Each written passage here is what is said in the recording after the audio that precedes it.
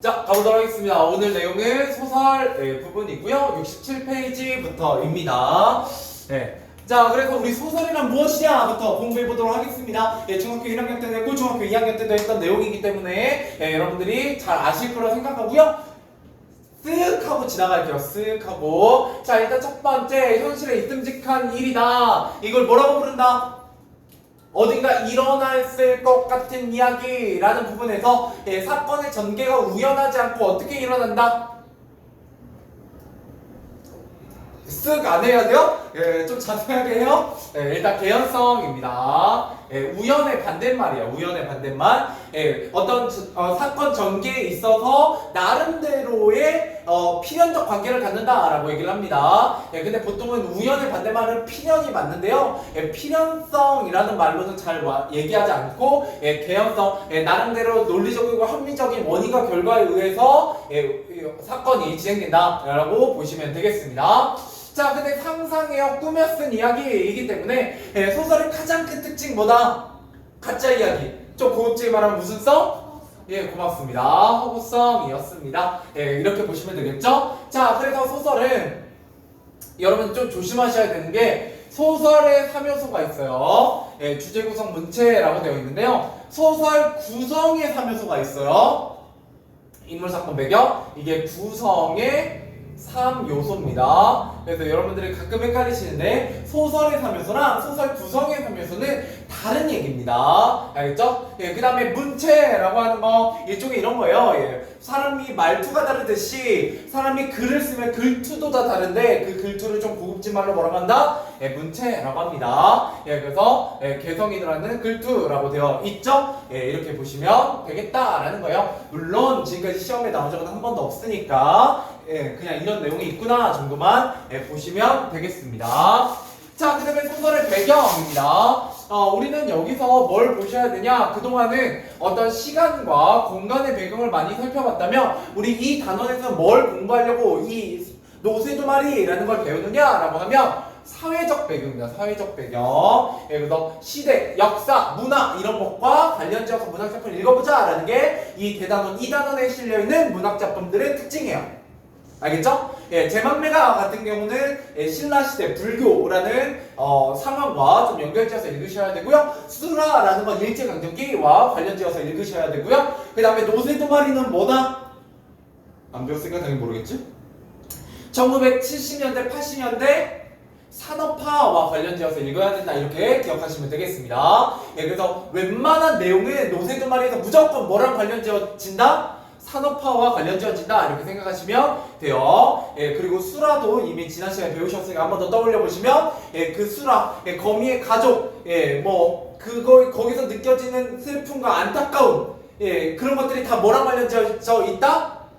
일제강점기. 일제강점기에 우리 민족의 공동체 해체, 가족의 해체. 하지만 거기서 끝나는 게 아니라 거미가족을 어둡지만 밤이지만 춥지만 문 밖으로 쓸어내는 행위를 통해서 뭐의 가능성도 엿보고 있다?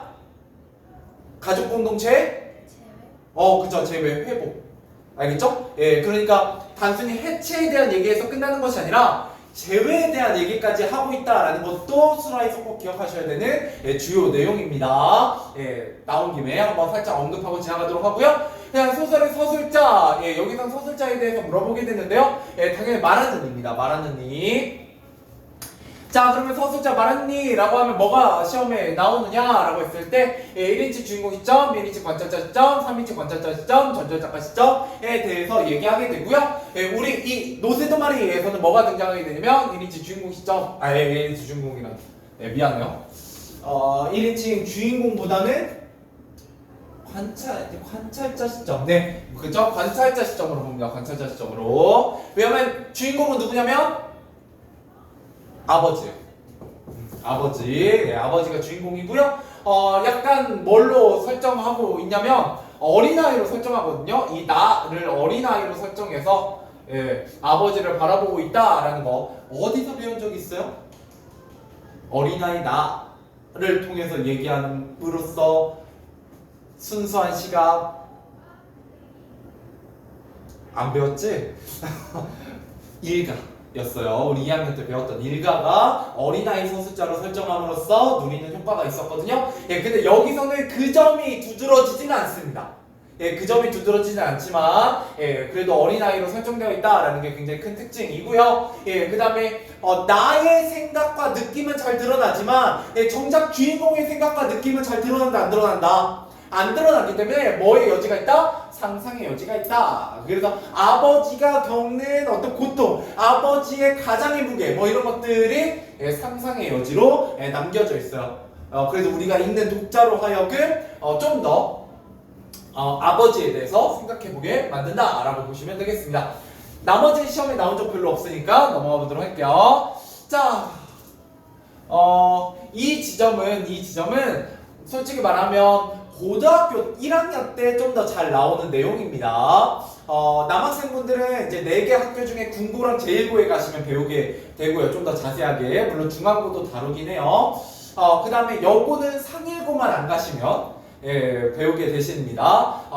아웃켈레 구두로나면 사네라는 소설을 1학년 1학기 예, 첫 시험 때 보통 시험 범위에 포함되거나 기말 때 포함되는데 예, 거기서 소설에서는 서술자를 통해서 인물을 제시해요. 이때 인물을 제시한다는 건 뭐를 제시하는 거냐면 인물의 성격이나 심리를 제시하는 걸 얘기합니다.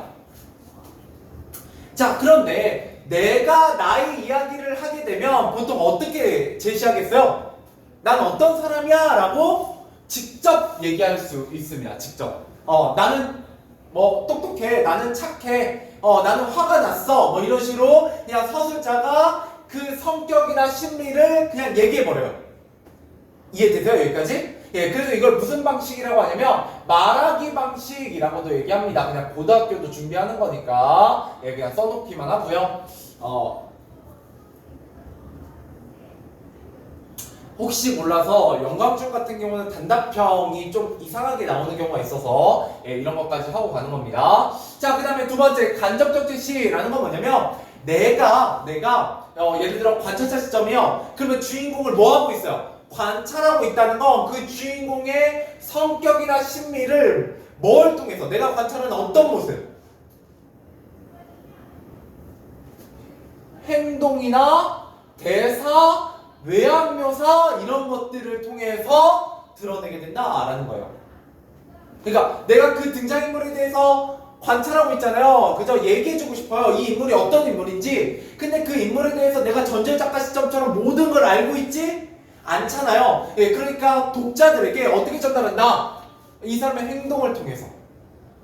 예를 들어 이 사람은 아웃킬러 구두로나무 사네라는 소설에 어떤 장면이 나오냐면 주인공이 너무너무 생활고에 시달려요. 그래가지고 돈을 빌리려고 하는데 돈을 빌릴 수가 없으니까 뭘 하게 되냐면 도둑질을 하게 됩니다. 네, 그래서 이 서술자의 집에 도둑질을 하러 들어와요. 근데 이 사람은 원래 어떤 사람은 굉장히 착한 사람이거든요. 그러니까 어떤 행동을 보여주냐면 칼을 들고 들어와요. 근데 두 가지가 특징이 하나는 술 냄새가 너무 풍기고 있어요. 이 사람 원래 도둑질을 할 수 있는 사람이 깜냥이 있다 없다?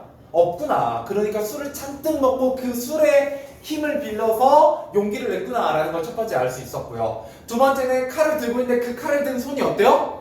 벌벌 떨리는 거예요. 그래서 관찰하고 있는 나는 뭐라고 설명하냐면 그 도둑의 칼이 너무나 덜덜 떨려서 만약에 사람을 찌른다면 그거는 의도적으로 찌른 게 아니라 뭐 하다가 벌벌 떨다가 찌른 거다. 그러니까 너무 떨어서 자기가 찌르려고 한 게 아니라 자기가 칼을 컨트롤하지 못해서 찌른 걸 거야 라고 얘기하게 되고요. 뭐 이런 장면들 또는 뭐 이런 장면도 있어요. 도둑질을 하러 들어왔는데 그게 70년대거든요. 그럼 70년대는 그 4인 가족이 어디서 잤어요? 보통 단칸방에서 자요. 뭐 이런 얘기 되게 많이 있잖아요. 단칸방에서 원룸이죠. 쉽게 말하면. 근데 그 원룸에 들어왔는데 이제 주인공을 깨워요. 도둑인데 깨웁니다. 집주인을 깨워요. 일어나. 왜? 자기는 뭐만 하고 가면 되니까 돈만 가져가면 되는 거예요. 그러니까 뭔가 해코지를 하고 싶은 게 아니야. 그리고 본인이 도둑질을 안 해봤으니까 어디서 훔쳐야 될지 잘 모르잖아. 그러니까 집주인한테 물어보는 거예요. 깨워요. 그래서 일어나요. 막 뭐지 하고 일어나는데 막 이제 칼 들고 있는 거예요. 그리고 이제 그러니까 집주인은 이제 좀 눈치채거든요. 아, 쟤 걔구나. 나한테 돈 빌리러 왔던 그 주인공이구나라는 걸 깨달아요. 그래서 저기 돼지 정통은 어디에 있고 저 아내가 뭐 장 보고 남은 잔도는 뭐 저기 장롱 위에 있으니 가져가세요라고 얘기해요. 하고 도둑이 너무 쉽잖아요. 이상하다 하고 이제 그거 훔치러 가다가 뭘 하냐면 그 이제 서술자의 아들을 밟습니다. 이제 왜냐면 너무 이제 그 도둑질 안 해봤으니까 이제 실수를 한 거죠. 밟아요. 그러니까 이제 어떻게 애가 막 하고 막 칭얼거려요. 그러니까 어떻게 하냐면 칼도 놓고 그 아들을 이렇게 토닥토닥 하면 다시 재워요. 그 도둑이. 예. 그러니까 이제 어떻게 하냐면 집주인이 보니까 뭘 떨어뜨렸어요? 칼을 놨거든요. 그래갖고 칼을 집어서 돌려줍니다. 자! 하고 돌려줘요. 예, 그러니까 그 도둑이 시겁합니다. 막 깜짝 놀라. 어이구 하면서 예. 막 보다가 왜 돌려주지? 막 이러면서 칼 다시 받아요. 어때요? 이런 장면들. 자, 이런 장면을 통해서 이 주인공이 굉장히 어떤 성격이다? 소심하고 착한 성격이다 라는 걸 드러내죠. 자, 제가 길게 설명한 이유가 있어요. 왜? 은근히 여러분들이 이걸 조금 헷갈려 하는 경우가 생깁니다. 지금 이렇게 설명드리면 너무 쉬울 것 같죠? 근데 막상 시험지에 낼 때는 어떻게 낸다? 좀 애매한 때, 애매모호한 걸 내요. 여러분 조금 헷갈릴 만한 거. 자, 아무튼 중요한 것보다 이런 행동이나 대사, 외양 묘사를 통해서 그 등장인물의 성격이나 심리 상태를 드러내는 것, 이걸 뭐라고 하냐? 보여주기 방식이다. 이렇게 얘기합니다. 보여주기 방식. 자, 그러면 우리 개념에서 이런 얘기를 했다는 건 노세두말을 읽을 때도 이런 부분 찾아야 된다, 안 찾아야 된다? 찾아야 되겠다라고 여러분들이 포인트를 좀 이렇게 알고 접근하시면 좋습니다. 자, 그 다음에 두 번째 수필 있는데요. 수필은 지금 안 할게요. 왜냐하면 어차피 노세두말이가 너무 길어서 이거 하다가 까먹을 거거든요. 그리고 개념 설명 너무 길게 하는 건 여러분들한테 별로 좋지 않기 때문에 자, 1, 2 한번 풀고 노세두말이 시작해 보도록 하겠습니다. 자, 1번입니다. OX. 자, 소설은 작가가 상상하여 꾸며낸 허구의 이야기다. 맞아요? 틀려요? 맞죠? 자, 소설의 사면소는 인물, 사건, 배경이다. 맞아요? 틀려요? 틀려요. 예, 제가 그래도 이거 조심하라고 했죠? 인물, 사건, 배경은 뭐의 사면소다? 소설의 구성 사면소다. 이런 얘기를 했었습니다. 소설의 사면소는 이 구성이 포함되어 있는 주제, 구성, 문체를 얘기한다. 이렇게 보시면 되겠습니다. 자, 세 번째, 인물들이 활동하고 사건이 일어난 시간과 장소, 문화적 상황을 소설의 배경이라고 하죠.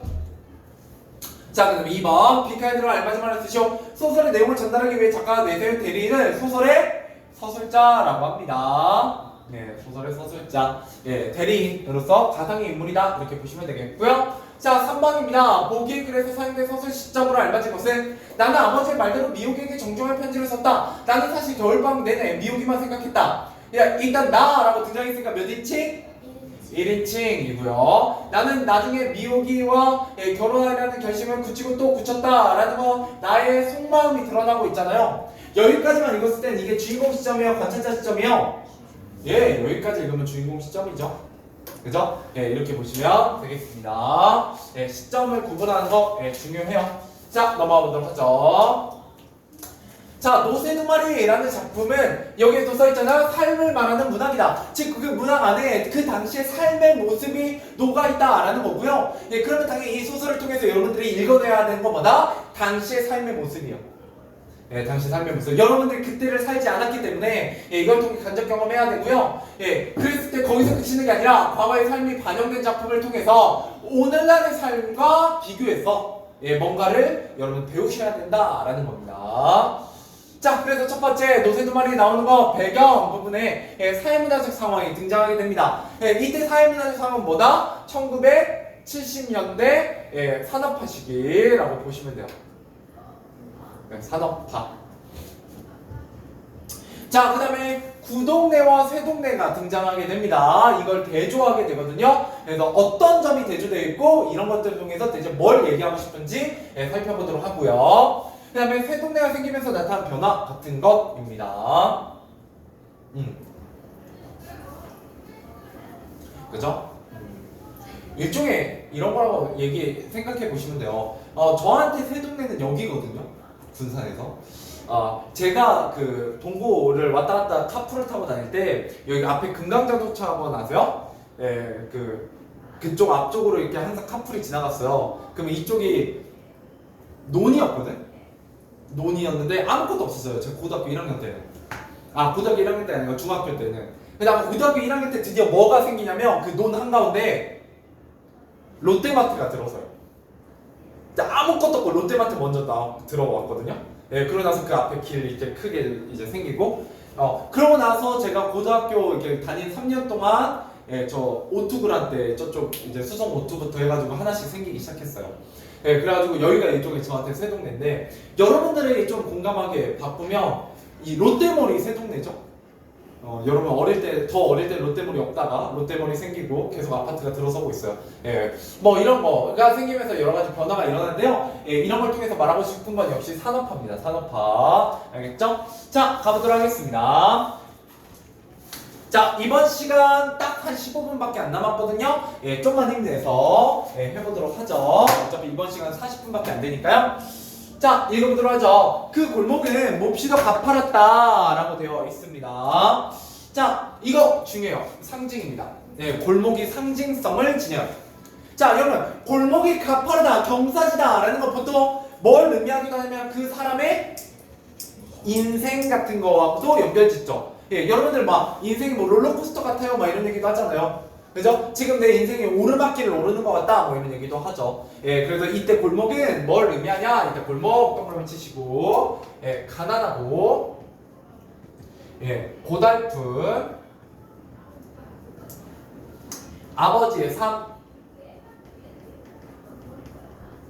삶을 상징합니다.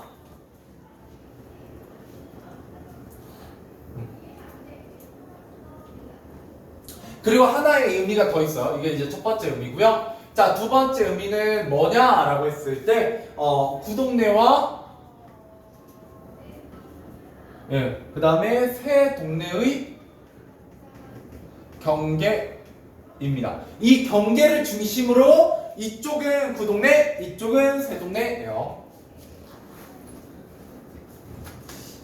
쓰셨으면 재밌는 사실을 알려줄까요? 구동네하고 새동네의 단어의 차이가 재밌지 않아요? 얘는 한 단어고요. 얘는 띄어쓰기예요. 물론 일부러 안 하셔도 돼요. 여러분 안 지키셔도든요. 근데 여러분 고등학교 1학년 올라가면 그 4일 2단원에 중앙고, 동고, 상일고 빼고 4일 2단원 한글맞춤법이 있거든요.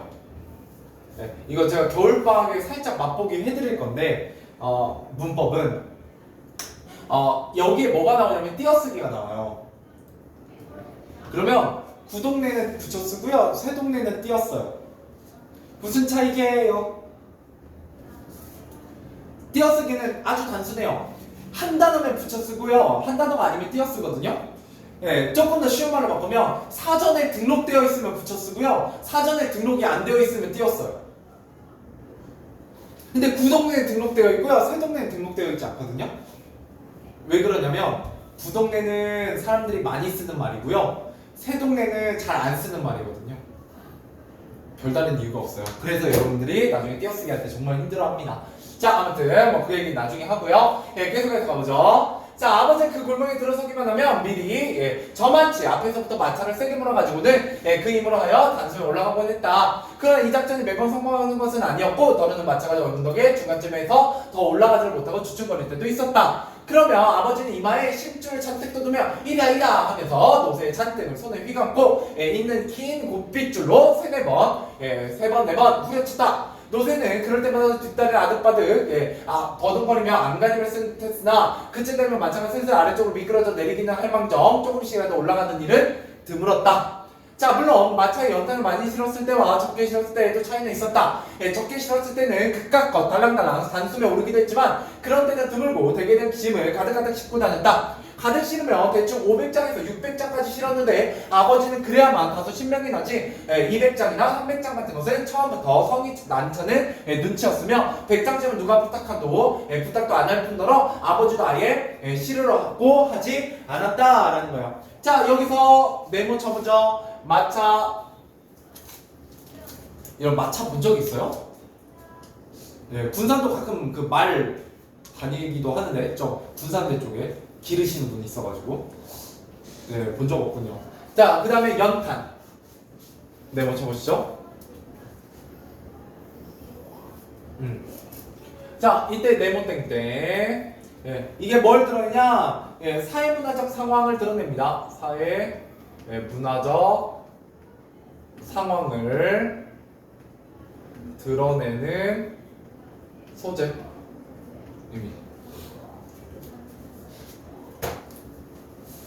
예, 사회문화적 상황을 드러내는 소재. 뭐 이렇게 얘기하면 되게 늙은이 같을 것 같긴 하지만 제가 초등학교 때까지만 해도 군산에 도시가스가 안 들어왔거든요. 도시가스 안 들어오면 집에서 뭐 쓰는지 알아요? 야, 연탄은, 야, 이거 70년대야. 70년대면 지금부터 너네 부모님 태어날 때예요. 그죠? 예, 여러분 부모님 아마 70년대생이실 것 같은데? 예, 아니면 80년대생 혹시 계시니? 없죠? 다행이에요. 예. 자, 왜냐면 그러면 내가 좀 소름 돋을 것 같거든. 아무튼 그런데, 뭘 쓰냐면 이렇게 동그란, 한 이만한 가스통 알아요? 본 적 없죠, 별로. 예, 가끔 지금도 음식점 가면 이렇게 세워져 있거든요. 예, 그걸 주문해요. 예, 그러면 그거 갖고 와갖고 쓰고, 예, 다 쓰면 그거 분리해가지고 다시 다른 걸 바꾸고 빈통 가져가고 그랬어요. 그랬는데 이제 제가 중학교 때나 예, 그쯤 해가지고 예, 도시가스가 들어오게 됩니다. 자, 아무튼 그런 걸 통해서 마차나 연탄은 언제임을 1970년대를 드러내는 예, 소재들입니다. 예, 지금 여러분들 연탄은 어디서밖에 못 봐요? 예, 연탄구이 고깃집이나 가야 볼 수 있죠. 예, 여러분들이 뭐 쓰고 있을 일은 거의 없으니까요. 자, 나무단입니다. 자, 그러면 이제 구동네, 새동네에 대한 얘기가 나와요. 자, 우리 동네는 변두리였으므로 얼마 전까지 모두 그날그날 빌어먹고 사는 사람들이 많아 연탄 매다도 일거리가 그리 많지 않았다. 기껏해야 구멍가게에서 두서너 장 사서는 새끼줄을 대눈으로 메고 가는 게 고작이었다라는 거예요. 자, 그런데 2, 3년 전부터 아직도 많은 빈터에 집터가 다져지고 하나 둘 문화주택 네모 쳐보세요. 문화주택 문화주택은 약간 다세대 주택이에요. 그 밑에 써있죠? 예, 뭐라고 써있냐? 예, 국가 정책에 따라 1950년 후반부터 등장한 생활하기 편리하고 보건위생에 알맞은 새로운 형식의 주택 뭐 이렇게 써있는데 여러분들 혹시 응답하라 1998 같은 거 1988 같은 거 봤어요? 예, 그러면 거기 보면 반지하 있고 1층 있고 2층 있는 주택집이 있어요. 단독주택. 그런 게 일종의 문화주택입니다.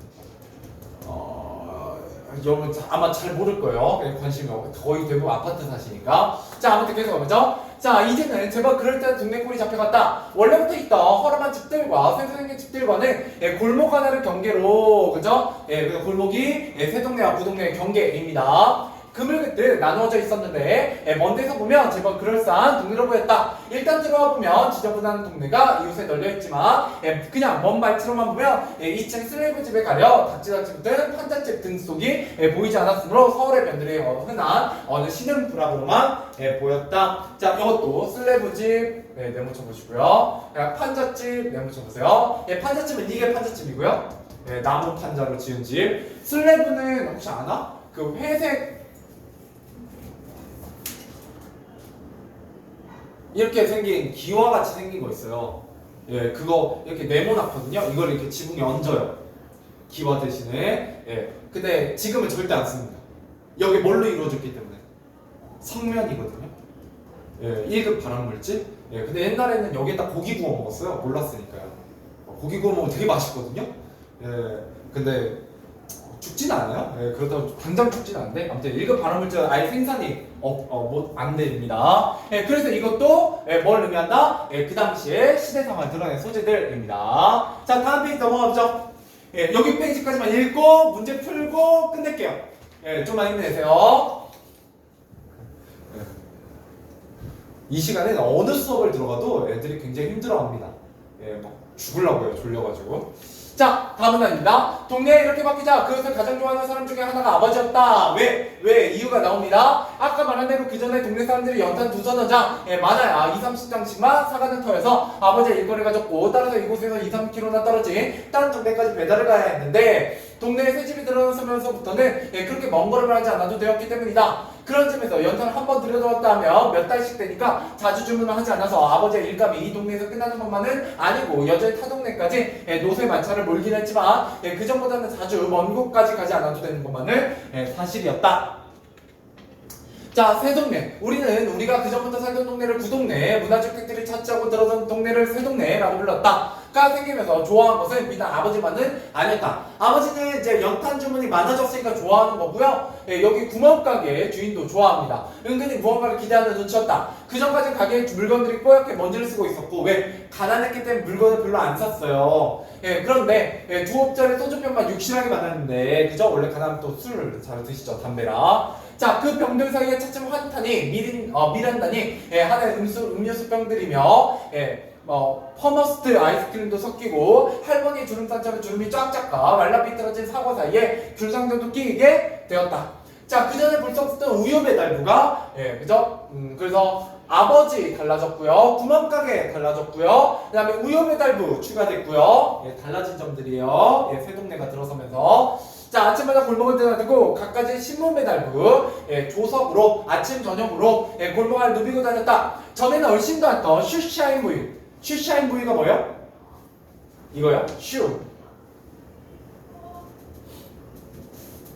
O-E 맞지? 샤인. 직역하면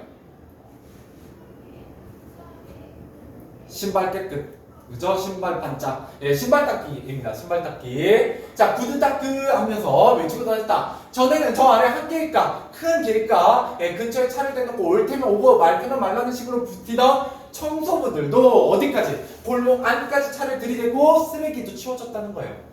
새 동네가 생기면서 이런 것들이 바뀌었다라는 거죠. 하나, 둘, 셋, 넷, 다섯, 6가지가 바뀌어 있습니다. 자, 그래서 정리해보고 문제 풀고 끝내보죠. 자, 새 동네가 들어서면서 뭐의 모습이, 우리 마을의 모습이 동네의 모습이 달라졌죠. 동네. 자, 그래서 이 글의 배경과 발단에 나타난 사회문화 상황, 당연히 여러분 노세 두 마리에서 중요한 건 사회문화적 상황입니다. 자, 이 글의 배경, 도시화 산업화가 이루어진 1970년대 서울 변두리이고요. 사회문화 상황, 2, 3년 전부터 슬랩으로 지은 문화주택 이 들어서는 차이점이 생기게 되고요. 이전부터 변두리 동네에 살던 사람들은 경제시장이 넉넉하지 못해서 뭐 구멍가게도 잘 이용 안 하고 연탄도 별로 안 샀는데 그런 게 많이 바뀌었다라는 거죠. 자, 근데 구동네와 새동네의 차이, 사람들이 허름한 어디서 판잣집이죠? 판잣집. 거주했고요. 새동네는 사람들이 문화주택에 거주했다라는 거예요. 구동네는 연탄을 조금씩 샀지만 새동네는 많이 샀다라고 그저 차이점을 중심으로 얘기하고 있습니다. 자, 그 다음에 경제 수준의 차이가 났다라는 거예요. 그죠? 그래서 새동네 생기면서 나타난 변화, 뭐에 이전보다 다양한 상품, 구멍가게죠? 구멍가게에 다양한 상품, 음료수나 아이스크림, 귤상자 이런 것들이 새로 들어왔고요. 우유 배달부, 신문 배달부, 슈샤인 보이, 그 다음에 큰 길을 치우던 청소부들이 동네 안까지 들어오더라. 이러면서 생활 수준이 나은 사람들이 사는 새 동네가 들어서면서 동네에 변화가 생겼다라는 겁니다. 좋아요. 이제 문제 풀어보도록 하죠. 1번부터 어휘 문제 여기까지입니다. 한 장 풀어보세요. 이거 풀고 정답 확인하고 오늘 마무리할게요.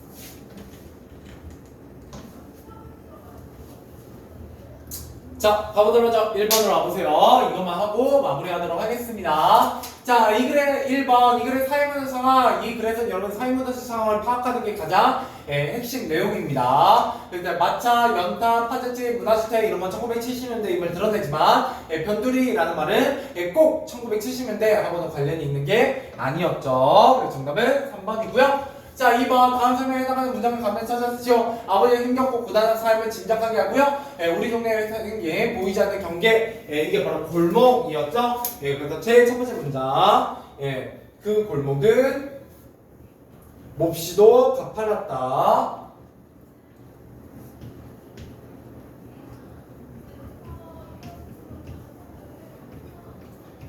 라는 말이 정답이 되겠고요. 자, 그다음 3번. 남한에 나타난 우리 동네의 변화, 슬레이브집. 그죠? 판잣집들이 전부 허물어졌던 게 아니죠? 그 동네는 그대로 낡은 판잣집들이 남아 있었고요. 그래서 정답은 2번.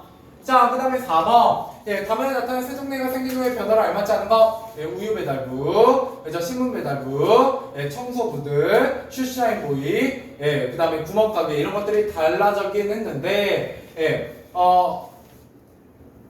정답은 4번이죠? 없던 슈샤인보이가 생긴 거지 새벽으로 시간대가 바뀐 건 아니었고요. 자, 그 다음 5번 기억의 이유로 알맞은 것은 이라고 했습니다. 기억은 그것을 가장 좋아하는 사람 중에 하나는 아버지였다. 왜? 연탄을 많이 팔게 되었기 때문이죠. 그래서 2번입니다. 먼 동네까지 배달 가지 않아도 돼서 그 전에 매달 연탄이 주문이 적어서 다른 동네까지 갔어야 되는데 이제 그럴 필요가 없죠. 가긴 가는데. 자, 마지막 어휘 문제만 하고 끝내죠. 자, 조서 아침과 저녁 맞고요. 호 부피단이 맞아요. 그 다음에 비단. 이때 비단은 실크가 아니죠? 그래서 X가 되겠습니다. 오늘은 여기까지 하죠. 고생하셨어요.